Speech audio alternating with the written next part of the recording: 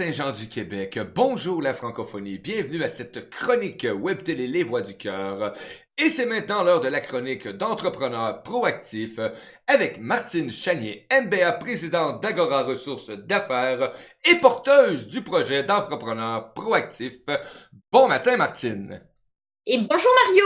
Ah, comment vas-tu, Martine, en ce beau jeudi matin? Ben, ça va très très bien, très très bien. Puis contente de pouvoir m'adresser à la communauté. Et aujourd'hui, ça va être une conversation surtout pour les nouveaux entrepreneurs qui n'ont pas encore trouvé leur premier client. Puis je voudrais que dans cette conversation, ça puisse les amener à avoir des idées pour chercher les premiers clients. Et aujourd'hui, justement, comment trouver ses premiers clients, Martine, pour ceux qui arrivent là et qui ont besoin d'aller chercher des clients? Ben effectivement. Donc là, je vais donner qu'une conversation générale. On s'entend, je suis en cours de préparation de produits plus structurés que je vais pouvoir proposer prochainement. Mais on va d'abord aborder le contenu de nos produits, notre histoire, puis le contact, comment on fait pour trouver des contacts, puis les conversations, quelles conversations on doit avoir. Donc, justement, comment aller chercher son produit, aller vers les réseaux sociaux et tous les réseaux aussi qu'on peut voir aujourd'hui parce qu'on sait que c'est vaste aujourd'hui avec le web, tous les possibilités qu'on a justement pour aller chercher nos premiers clients. C'est pour ça, puis je vais te dire, je vais revenir à la base. On est en affaires, on est au début de la business, puis le temps est précieux, puis on n'a pas du temps pour tout faire. Donc, il faut mettre son énergie au bon endroit pour pouvoir démarrer juste assez au début. Et ensuite, ça va faire l'effet multiplicateur. Mais il y a quelques règles de base à respecter, puis c'est ça que je voudrais voir, notamment le premier élément qui est la trousse marketing de base. Alors, on a nos produits, on les a préparés, on espère qu'ils fonctionnent bien.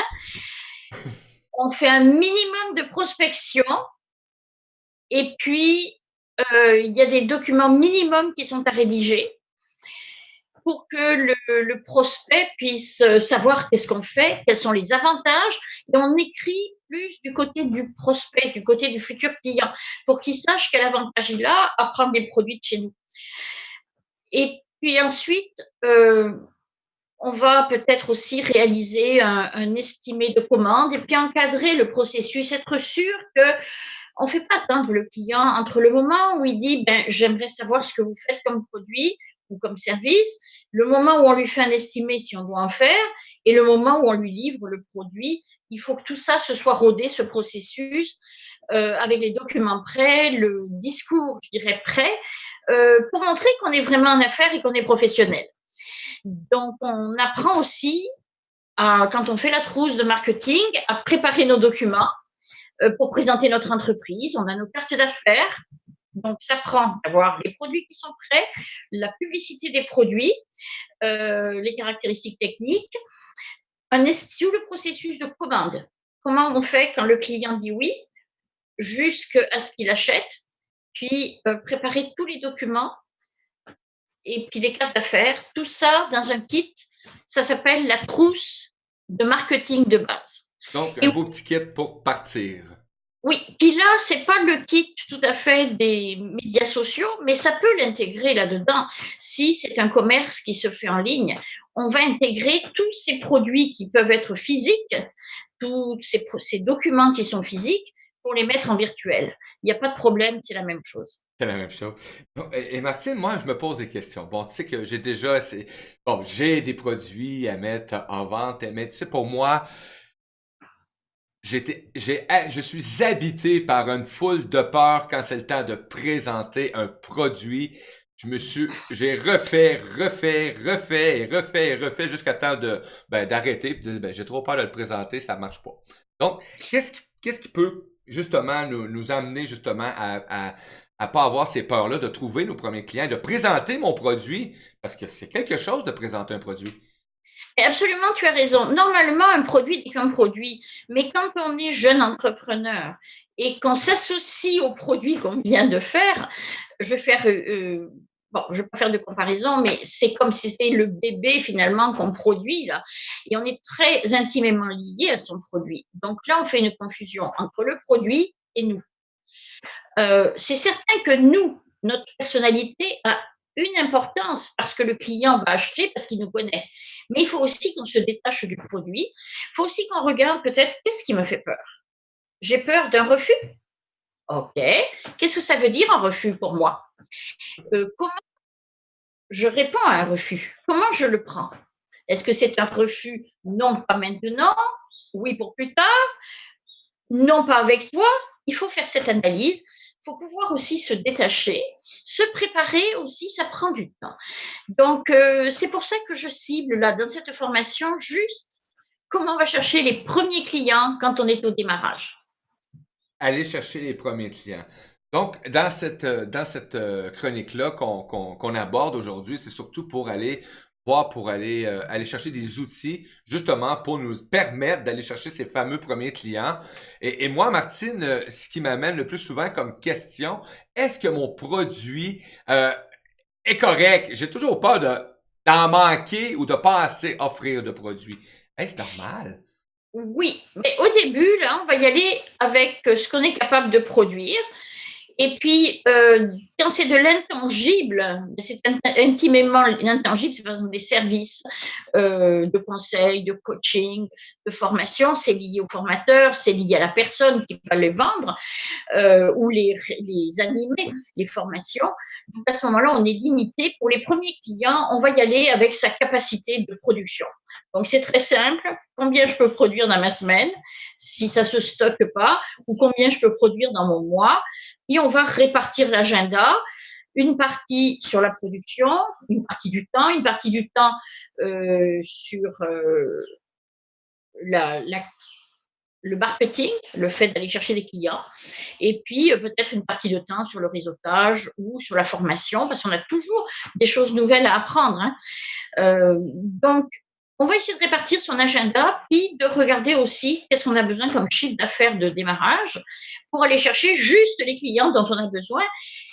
D'abord, c'est une garantie pour ne pas se faire griller. C'est d'aller chercher peu de clients, de bien les satisfaire, d'obtenir leurs témoignages et d'aller en chercher d'autres après. Alors, ça, c'est important parce que si on va en chercher trop haut et qu'ils sont tous insatisfaits, on coupe la branche sur laquelle on est. Donc, c'est bien important de démarrer et de faire les ventes au début d'activité parce qu'on a besoin d'avoir des revenus. Autrement, on n'est pas en affaires. Mais on va peut-être aller chercher ceux à qui on a déjà parlé du projet et leur dire, tu sais, t'avais parlé de ce projet, voilà où j'en suis rendue. Puis là, voilà maintenant, je suis à l'étape des ventes. Puis j'aimerais avoir 2, 3 clients. Et sais-tu qui pourrait être intéressé par ce type de produit? Alors la personne, si elle n'en a pas besoin pour elle-même, elle va peut-être référer quelqu'un. Et par bouche à oreille, on va avoir un petit marché naturel. C'est-à-dire ceux de notre entourage qui nous connaissent ou ceux qui connaissent d'autres personnes. Puis là, je vais faire une anecdote. Moi, je me souviens au tout début, lorsque je m'étais repositionnée et que j'étais sur des services opérationnels, mes premiers clients, ça a été les personnes qui m'ont presque accueilli quand je suis arrivée au Québec. Alors, il y avait le gestionnaire d'immeuble qui, lui, avait besoin de coaching. Alors, il était tout content. Et puis, après ça, il y avait une autre personne qui était dans le même immeuble. Il m'a dit, ah oui, tu fais ça, mais c'est le fun. Et on a commencé comme ça à faire du coaching. Et elle était en position dans une grande entreprise. Donc, les premiers clients ont été ceux que je connaissais, qui à la limite, je n'aurais jamais pensé qu'ils allaient être mes clients parce qu'ils étaient très proches de ma vie privée. Donc, il n'y a pas de... Disons que notre vie est un continuum et on ne peut pas séparer trop le monde des affaires du monde privé. Donc, c'est important de veiller aussi à notre comportement avec nos voisins parce qu'ils connaissent du monde, ils ont leur propre réseau et ils peuvent nous référer quelqu'un aussi. Wow! J'ai aimé ce que tu as amené, dire les premiers clients, c'est vraiment les personnes souvent qui sont les plus proches, des personnes à qui on vient de côtoyer, qui nous ont accueillis, comme dans ton cas. C'est toute une belle anecdote, Martine. Et d'y aller avec ces clients-là sans crainte aussi, là. Oui, Oui, parce qu'ils nous connaissent. Alors, on leur raconte pas Le de bobard. mensonges. On leur dit, ben, voilà où j'en suis, puis teste-le, puis si ça va pas, dis-le moi.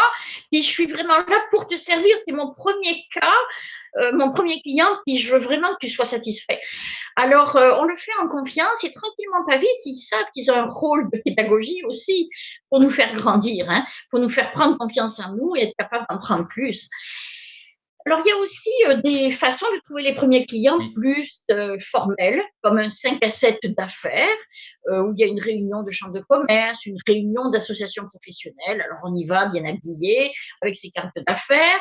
Et là aussi, il y a des techniques pour pouvoir se présenter rapidement, connaître aussi la personne avec qui on parle, pour pouvoir donner les bons éléments pour lui donner le goût d'acheter nos produits. Il y a aussi ceux qu'on a prospectés ou à qui on a remis une carte d'affaires lorsqu'on va voir un salon, ou tous ceux qui nous ont dit non un jour. Ben là, on va pouvoir les relancer et leur dire, ben écoutez, vous m'aviez dit non il y a 3 mois, maintenant voilà où je suis rendue. Est-ce que vous avez toujours est-ce que vous avez répondu à vos besoins concernant X, Y ou Z? Et là, on va faire une petite enquête et on va mettre à jour nos informations. Donc, on peut les contacter de façon directe, courte, puis vérifier leur intérêt et voir où ils en sont dans leur démarche. Si on le fait par courriel, par exemple, parce qu'on est en lien avec eux, on va le faire très court. On ne va pas leur raconter toute l'histoire de notre entreprise. Non, ils ont peu de temps. Si on veut leur vendre, il faut leur dire clairement qu'on veut vendre dès le début. Et combien de temps? Parce que oui, effectivement, je me suis aperçu que moi, j'avais une tendance à étirer, mais étirer pour essayer de convaincre la personne. Et je pense que le laps de temps doit être assez court et direct pour... voilà, c'est comme ça. Mais en moyenne, il faut qu'au moins le contact ait entendu parler de nous 7 fois. Et ensuite, il y a un moment où il faut savoir le processus de décision. Ça dépend de ce que tu commercialises. Moi, je sais mon cycle pour le conseil, je sais mon cycle pour les formations. Et dans ton industrie, je ne sais pas si c'est court ou long, mais toi, tu mets des dates, donc ça peut être effectivement beaucoup plus court comme cycle parce que tu mets une contrainte de temps. Donc, il faut regarder les critères, connaître un peu son marché et partant de là, on se fait une règle pour savoir quand recontacter notre client. Il y en a qui le font régulièrement avec des lettres de nouvelles. Moi, je ne suis pas très favorable aux lettres de nouvelles parce que même si elles sont pratiques, souvent elles vont dans des courriels qui ne sont pas lus et on ne les voit même pas. Donc, courrier pêle-mêle. Ça, on ne le lit pas. Donc, il y a une autre façon plus pertinente et c'est ça qu'il faut trouver. Dans la conversation sur l'industrie dans laquelle le client est, on trouve les réponses. Wow, oui, effectivement, de trouver la bonne façon justement d'approcher nos futurs clients ou pour amener nos produits, donc d'y aller aussi plus personnel. J'ai aimé tantôt quand tu disais faut quand même pas trop éloigner le personnel du professionnel. Parce que moi, on m'a toujours dit, quand t'es en affaires, il n'y a pas d'amis, quand t'es ci, il n'y a pas de ci, il n'y a pas de ça. Et pour moi, c'est dur à assimiler parce que les gens, veulent pas, j'ai contact comme exemple. Avec Martine, je la rencontre une fois par semaine. Il y a des liens qui se tissent quand même. On apprend beaucoup avec les gens qu'on côtoie. Donc, c'est quand même, pour moi, je trouve ça difficile, ce concept-là. Tu as raison, c'est une question. Tiens, je vais répondre à ta question. Moi, je suis en conseil en management, conseil en gestion, et j'avais une règle au début, surtout quand j'avais des amis, je gardais une distance volontaire sur la partie business. C'est-à-dire que si je suis en affaire avec eux pour leur vendre du conseil, je garde exprès la distance. Je peux utiliser le tutoiement, mais je vais mettre le processus clair, mettre les choses écrites claires, mettre des outils pour qu'on sache où est-ce qu'on en est, de manière à être sûr qu'on garde la ligne professionnelle prioritaire. Et si je sens que ça devient trop des amis, ben, je leur dis écoute, je ne peux plus être ton conseiller. Et- Parce que là, je vais te donner du conseil gratuit, je ne veux plus te charger une facture pour ce que je te donne. Et puis, c'est correct comme ça. Donc, il y a des fois des clients, moi, pour qui j'ai arrêté de servir et je les ai gardés comme amis, tout simplement. Parce qu'effectivement, les choses évoluent. Puis moi-même, je cherchais d'autres types de clients après. Donc, c'est à chacun de voir. Il n'y a pas de règle absolue. Des fois, pour certaines personnes, de faire des affaires avec la famille, ça peut être conflictuel. Tout dépend de comment fonctionne la famille, comment fonctionnent les amis. Pour les amis, c'est pareil. Il n'y a pas de règle. Il faut savoir faire la part des choses et travailler en bonne intelligence. Et puis, s'il y a un problème relié à la business, à l'affaire, au mandat, ben, le laisser limiter au mandat et pas l'étirer sur toute la personne. C'est surtout de savoir être mature dans la relation qu'on a entre le client et ben, celui qui vend le service, quoi. Oui, effectivement. Merci pour ça. Ben, c'est un beau conseil parce que moi, tu sais, Martine, à chaque chronique avec toi, ben, j'apprends beaucoup et je prends des notes parce que je m'en vais vers une nouvelle entreprise, si on veut, bien, qui est basée sur ce que je fais déjà actuellement. Et ça m'amène beaucoup, beaucoup, beaucoup, beaucoup de droiture, en tout cas.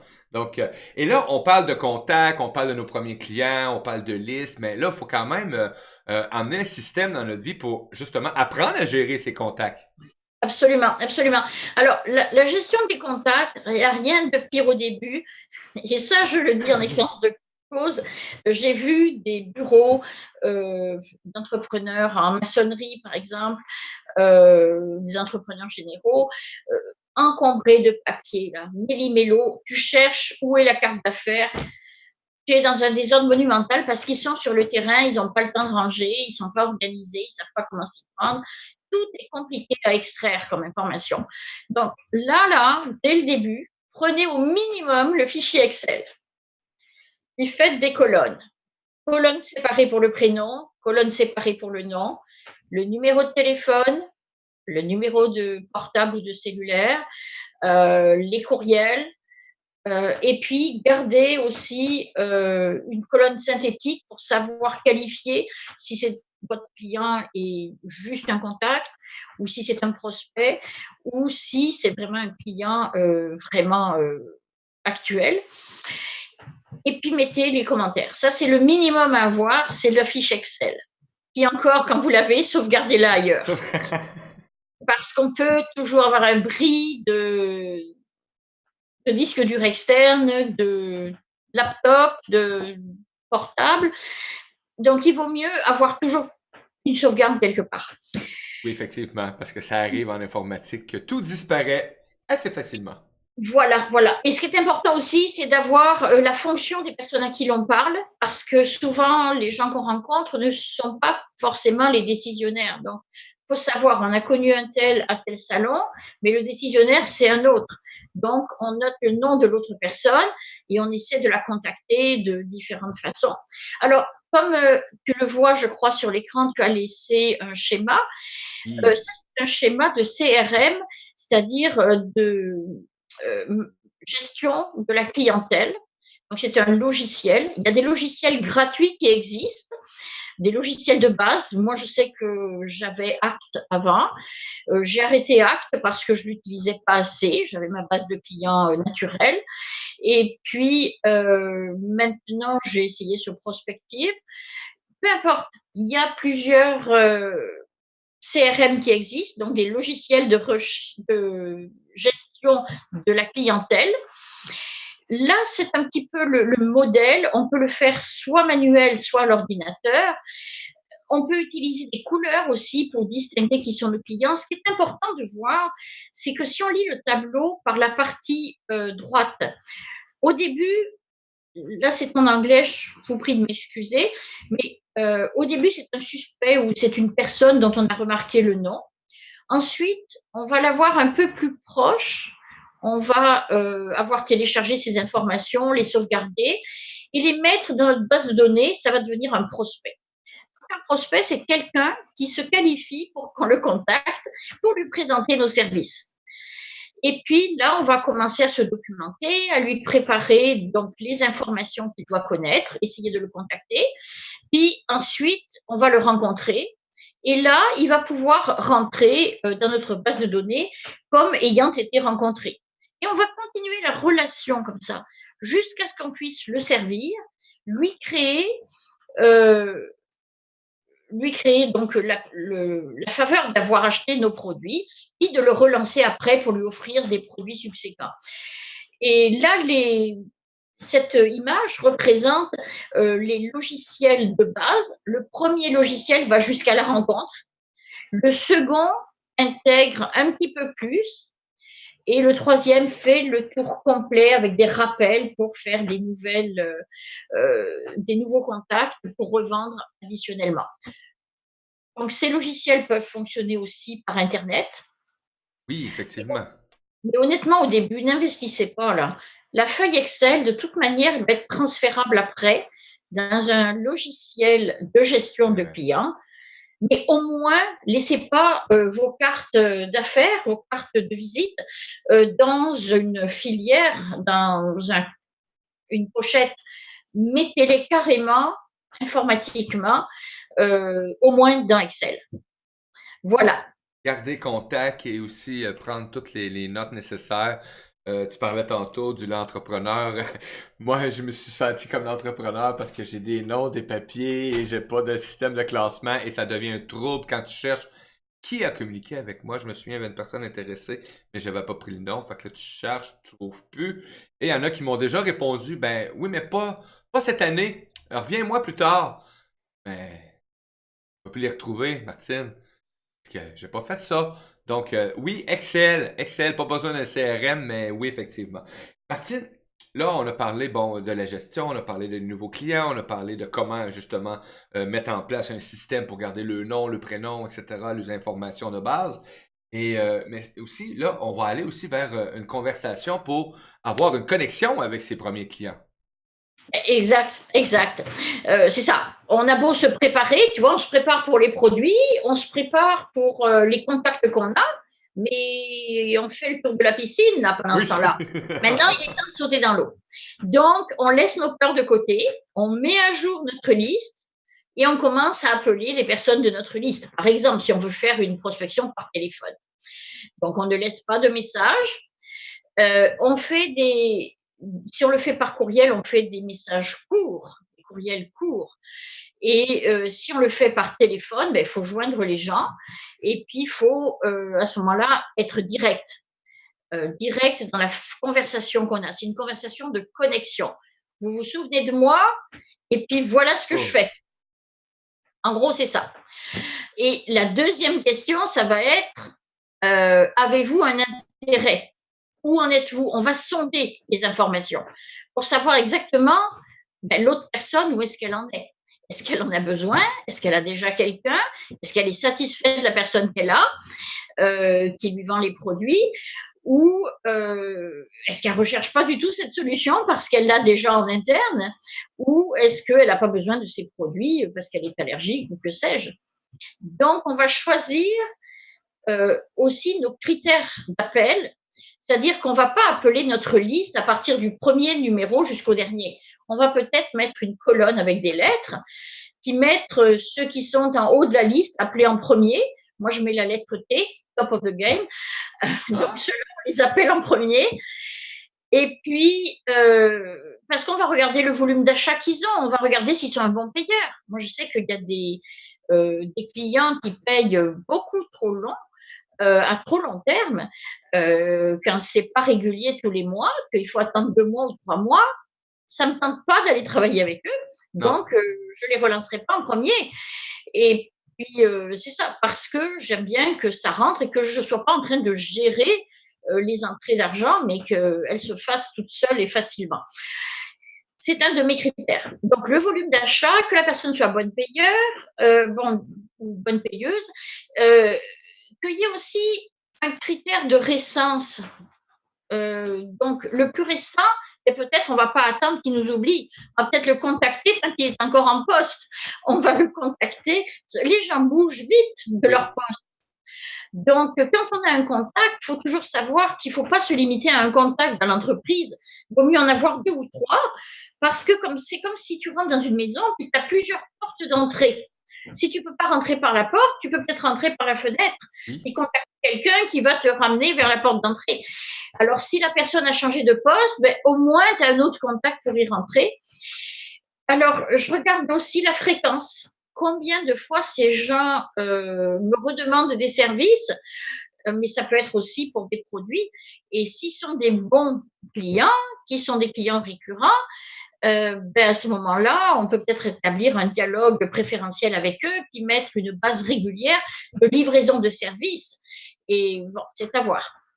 Donc, développer, regarde, ça fait beaucoup de choses à vérifier, Martine, mais simplifier, tu nous simplifies avec ta chronique, tu gardes ça simple. C'est vraiment excellent. Et là, on peut aussi aller vers les liens de confiance parce que faut développer ces liens-là avec nos futurs clients et nos clients potentiels aussi. Et tu as raison, tu as raison. C'est une conversation qu'on a au début pour présenter l'offre. Une conversation que j'appelle conversation euh, d'inscription pour savoir s'ils le veulent vraiment. D'abord, c'est la découverte de l'autre. Ensuite, une conversation d'inscription. Est-ce que vous vous inscrivez à être une personne intéressée à ce que je vends? Et s'ils disent oui, ça m'intéresserait, ça ne veut pas dire oui, je veux l'acheter. Non, Donc, la conversation d'engagement, elle vient après quand elle dit oui, yes, je je signe. le veux. Donc là, c'est la conversation d'engagement. Donc, il faut bien distinguer. La première présentation de l'offre, c'est la première conversation. On se présente et on présente les produits. La deuxième conversation, c'est une conversation d'inscription. Est-ce que mes produits, vous avez un intérêt? Est-ce qu'ils vous sembleraient intéressants? Est-ce qu'ils sont comparables à ce que vous utilisez ou ce que vous voudriez utiliser? Ça, c'est la conversation d'inscription. Puis la dernière, c'est la conversation d'engagement qui est le test à acheter. Wow! Quelle belle conversation. Oui, c'est ça. Mais il faut distinguer les trois parce que souvent on fait des confusions. On est en train de présenter, puis on s'attend à ce que la personne achète. Achète, oui. Mais on ne l'a pas amené à être préparé à acheter. Ou alors, on est dans une conversation d'inscription où elle adhère à ce qu'on fait, elle trouve que c'est bien, mais on ne l'a pas amené à la conversation d'engagement, puis peut-être qu'elle n'en a pas besoin. Donc, il faut que nous, on soit clairs, mais qu'elle soit claire aussi. Donc, j'ai trouvé que ces trois conversations sont trois conversations qui nous permettent de déceler à quel stade on est dans la vente. Donc, il faut être ingénieux. Il y a des obstacles, puis il faut les dépasser. Si c'est le prix, il faut argumenter. Puis on peut faire un prix spécial, on peut trouver des avantages pour augmenter la valeur. Quand on est dans la vente, on est dans une conversation, on danse dans la conversation, on trouve ce qui va convenir pour le client qu'on veut rejoindre. Le pire obstacle, c'est l'indécision. Tu le disais tout à l'heure, les gens hésitent jusqu'à quand ça traîne. On peut poser une question au prospect.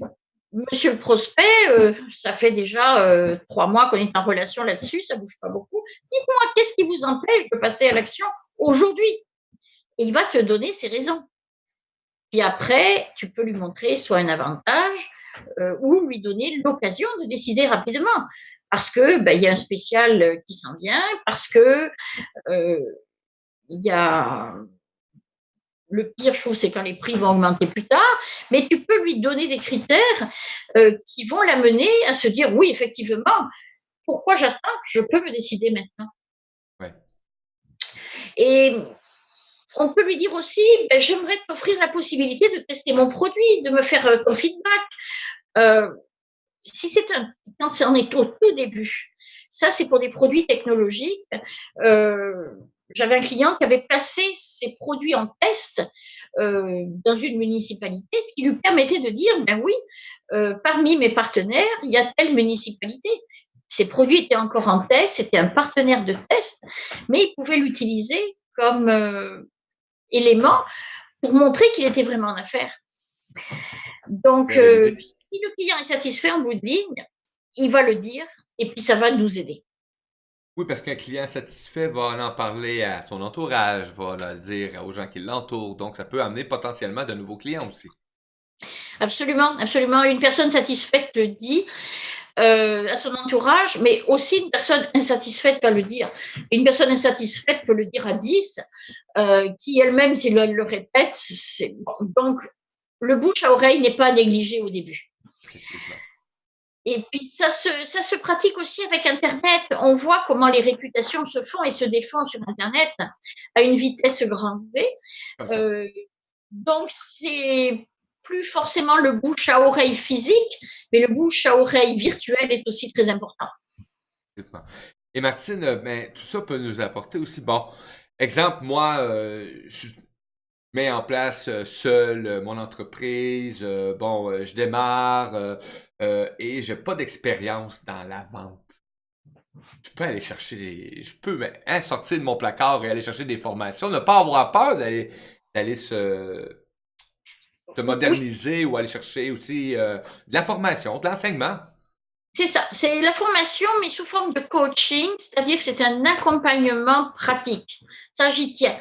Parce que ça sert à rien d'aller faire trop de psychologie pour s'éloigner. On n'arrête jamais d'apprendre et on n'est pas dans l'action. Là, on veut être dans la piscine et on veut nager. Yes. Donc, dans la formation, on établit le processus des étapes du prospect pour savoir où il en est, pour le distinguer. On met des conversations en face de chaque étape et on comprend la vente en étant centré sur le client et sur son processus d'achat. Et ensuite, on met un processus efficace pour vendre. Et là, on commence à tester les premières ventes. Parce qu'il faut toujours, quand on paye une formation, elle nous rapporte au moins 20 fois, voire 30 fois plus qu'on a payé. Donc, il faut que cette formation amène à avoir des clients. C'est satisfait ou remboursé. Satisfait ou remboursé.